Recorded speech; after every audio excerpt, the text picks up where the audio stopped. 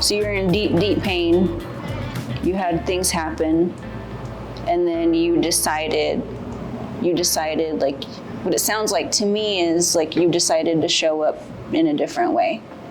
100%. Yeah. Yeah. I knew that, it's one of my favorite sayings now, and I know it came from somebody. I wish I could remember who, but when the pain of staying the same becomes worse than the pain of change, that's when you'll change. And I was in pain. Yeah. And I knew that no matter what I did, it had to be better than what I was currently experiencing. So I was ready for a change. So that's one of the number one things that we see in our consulting / coaching program is that some people aren't ready yet. They haven't experienced enough pain. Yeah, and you know what? Like, I'm glad you said that, because we know like there's people out there in pain, right? And you don't have to get to the point to where it's so painful. No, not necessary. Yeah, not necessary. But we have seen, again, the people with the greatest pain sometimes are the ones making the decision to get into the program. But we also have people in the program who, like, that's the first decision they're making when they're starting the business, right? Which is like... I love that. When that happens, because it's happened a couple of times with a few of our clients. And if I had that kind of courage, like, I look up to those guys and gals, because if I would have had that type of courage that early in the game to learn how to operate a business, instead of just being a technician and creating the worst possible job for myself. Yeah. So do you feel like back then you had that awareness that you needed to learn something other than just being a technician? Do you feel like you had that awareness? I mean, you probably were experiencing some symptoms. For quite some time, I would have to say no. Okay. And that's because I was so busy. Okay. I was so busy running calls, putting out fires. And you know how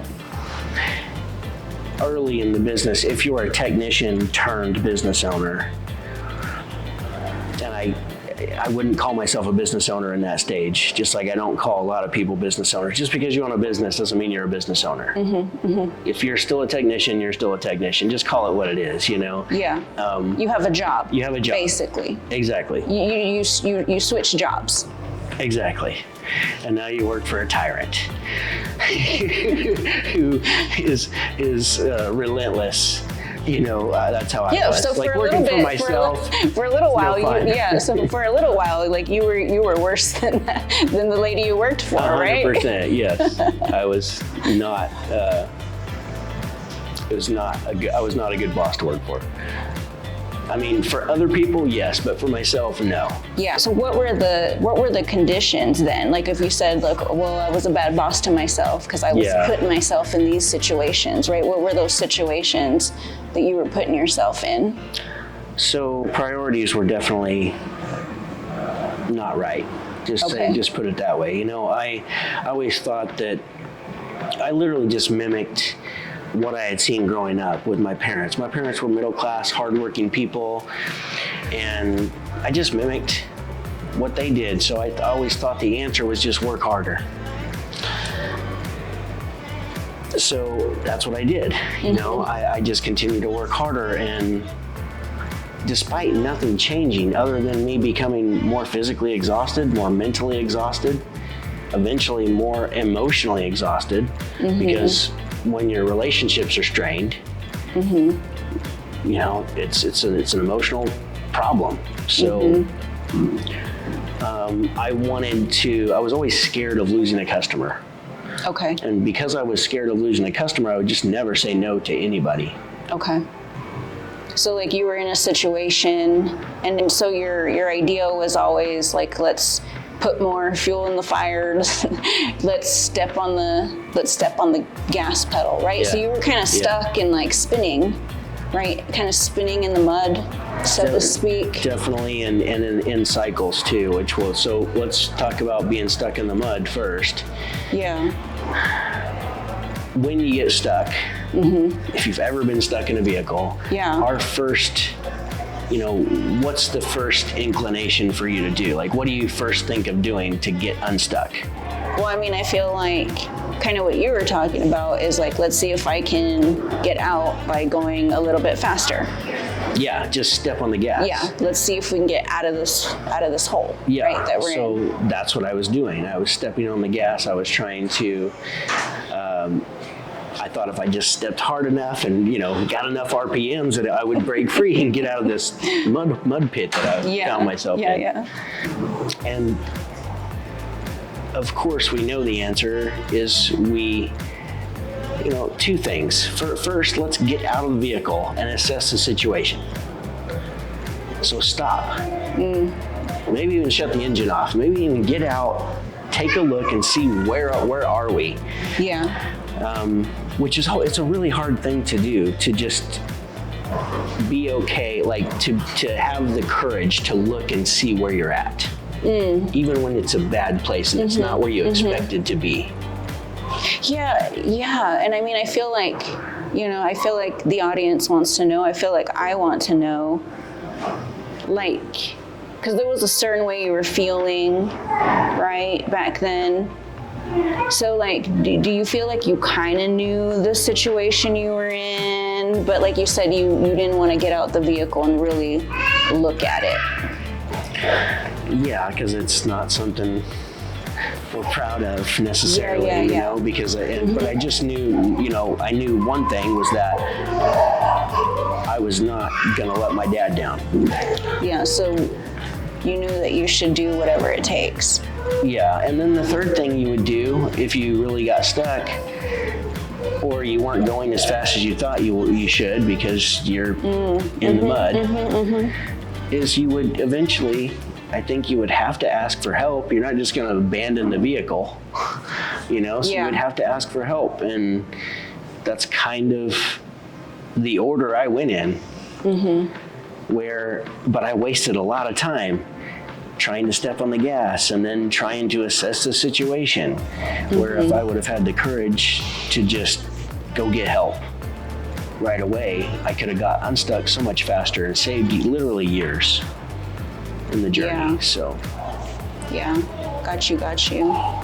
And so now you're into coaching the people that are like stuck in the mud and pressing on the gas, and which makes sense, right? I mean, it doesn't make sense, but you can understand why people would want to do that. Especially I feel like I grew up with that too, with that mentality is like, you just work harder, you just try harder, you just keep going out there, but and trying to do all that you can do. But like you said, most of us figured out, like me and my husband figured out too, it's not about that, right? It's not about it's not about work harder, right? Like work harder at doing the things that aren't working, right? There's like, the reward doesn't increase, your satisfaction doesn't increase by just struggling and trying to figure it out on your own, than if somebody gives you the answers and helps you get to the next level way faster. You don't miss out on anything, if that makes that, because the reality is there's still plenty of mistakes that you get to make. However, you get to avoid the biggest mistakes that can really set you back or put you out of business. What you were saying right there kind of even made me think, like, do you feel like some people have a problem with accepting a hand? Sure, a help? Sure. A hand up? You bet. I think some of that comes from, because we're technicians, right? Okay. So you learned through trial and error, if you're a technician turned business owner, you learn through trial and error that you can figure it out, like when you get stuck on a call. And so I think that's our natural, that's what we innately, like, go to is, I'm gonna figure this out. It's kind of like, the old saying where guys don't want to ask for directions. Like, we'll figure this out, right? Well, we learned long ago how ignorant that is.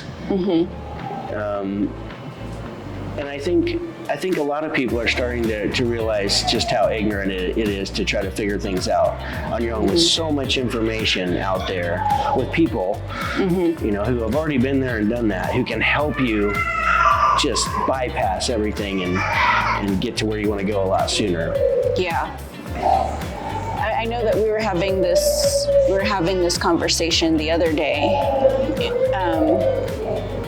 about being lost, about being I feel like that whole jump from technician to business owner, like you said, it's like you just own a job. Like, you're still here in technician, you just own a job now. You really don't have a business. And I feel like when people go from technician, being an employee, right, to now business owner, they're in unknown territory. And they try to bring, at least that's what I've seen, they try to bring all the same, tools and resources with them, everything that they've learned in the past, like you said, and how to solve problems. It's just not the same territory at all. Correct. I know we've talked about, like, what are the reasons that we feel like business owners fail, especially in this industry. Because the statistics on just, how long a business can survive and all that, like what the statistics are. I always say, like, I feel like the number one reason entrepreneurs, business owners fail is because they don't have an entrepreneur brain yet, right? So you're operating from the same employee brain, employee tools, resources, and you're trying to bring all that into the new territory with yourself. And then you're wondering why you can't make proper decisions. It's because actually all the decision making you've made before, like, doesn't work in this new foreign country that you're in now. Yeah, it's like you have the passport, but you don't speak the language. Yeah, and I know that's a lot of what we do inside of the program is we teach people the language, right? I mean, what have you witnessed, like, from our students, like that going, right? Because they come into the program, they still have they still have all the resources, the tools, that way of thinking. And so what do you feel like we offer them that helps them navigate the new territory that they're now in? Yeah. So I think that, for one, some of the transformations that we've seen happen with people has been, that's why there's an element of selfishness. Got it. Got it. Yeah. That we have, and that is because we really enjoy seeing people succeed. Yeah. Otherwise you wouldn't be a coach. Yeah. Well, I know what it feels like to lose, first of all. Yes. Right. And I probably hate to lose more than I love to win, which sounds so weird. I love to see people win, but, like, I also hate to. We know what this, like you said, what the suffering has felt like at a deep level. Yeah. So yeah, as far as the transformations for the people who are engaged and they get in there and they do the work, holy cow, it's unbelievable. Like, they're able to provide for their families like they've never provided for before. They're able to have multiple six figures in their bank account. Crazy. Yes. Crazy. That I could have never, I would have never have dreamed that, being 3-4 years into my business and having multiple six figures in my bank account. Yeah. So operating with all bills paid. So it's unbelievable what they've been able to do. But it doesn't surprise me because I understand, and we understand, like, what it takes to do this. So what do you feel is, like, the tools and the resources, like that helps them navigate this new foreign country that they're in, right? Being a business owner, I mean, I feel like, you know, we can get them from here to over here and understanding this language, right? First, they have to make a decision, for one. They have to make a decision. Like, I'm gonna learn this so I can go faster and farther. But another thing is they have to they develop self-respect. I talked about this a little bit on another short video that I did here not too long ago. But one of the reasons why people struggle in their business is because they don't feel worthy. Okay. They don't feel worthy. They don't feel worthy of charging what they need to charge. They don't feel worthy of taking time off. They don't feel worthy of telling a customer no. They don't feel worthy of making more money than they've ever made. You know, in their lives, they've always taken care of other people instead of taking care of themselves. I mean, that is the business, right? We take care of customers, and so in order to do something different, to create a different outcome, then we have to change, you know, what we're doing for that to be possible. Yeah. And so it's literally, all businesses can be different depending on where they're at in the journey, because some people come to us just beginning with no money. Some people come to us at 1.5 or 2 million. It depends on where they are for me to say exactly what they need and what tools and strategies and resources they need to, you know, double that wherever they're at. So got it. Yeah, I love how you said, you know, like there's just more money in the bank account, right? For me, real quick, I just want to say there's not a bigger stress in the business than not having enough money in the bank account. When you have families to feed, like employees, the to people take who care work of. for you, and then they're taking that money home to feed their families, and it's a lot of people you're responsible for. It's a lot of responsibility, and so if you struggle financially, there's not a bigger stress than that. And so making sure that that's taken care of that's one way that we help business owners not have to go through the mental turmoil that creates. So if anybody's ever experienced that, or if somebody watching this interview is experiencing that now, where you don't have the money or the financial funds that you need, there's not a worse place to be, in my opinion. Yeah. You know, business-wise. Yeah. And I know we talked about this on a coaching call too, right? Being down in the lower level, being in survival mode, right? You can't, I mean, how are you gonna have creativity, right? When you're struggling to put food on the table, right? When you're struggling, when you have no money in the bank account, right? It's like, how are you gonna be the creative, be the entrepreneur, come up with new ideas? And so again, all that creates even more like I need to step on the gas situations, right? A survival mode. And so it can just feel like you're just spinning, like there's no money, okay, I gotta go get more, and like it's never enough, and I'm just doing job after job after job, and the harder I work, like the less that there is. And that's kind of what I said earlier, that we talk about the cycle real quick, because a lot of people find themselves, if they're in a position where they're ready to, like, it really doesn't matter where you're at, you know, a consulting, coaching company, you know, business like ours is always a good idea. Not just for a different perspective, but just to learn different strategies and learn more about yourself. Because the more you know what you understand about yourself, then the more you can understand about what you need to do in the business, and how you can navigate it without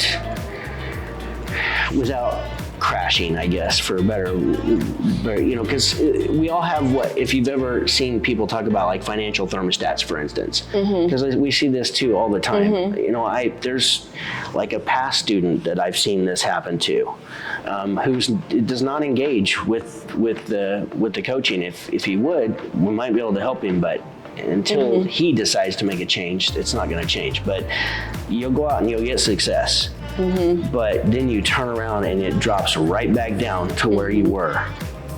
And then you do it again. And it's not sustainable. Eventually you will give up, you will quit, because you'll just find yourself in too much pain. So, but the cycle that I see all the time is you get behind on bids, you finally run out of work, you do the bids, you sell the jobs, then you go do the jobs, then you get behind on bids again. So then you run out of work.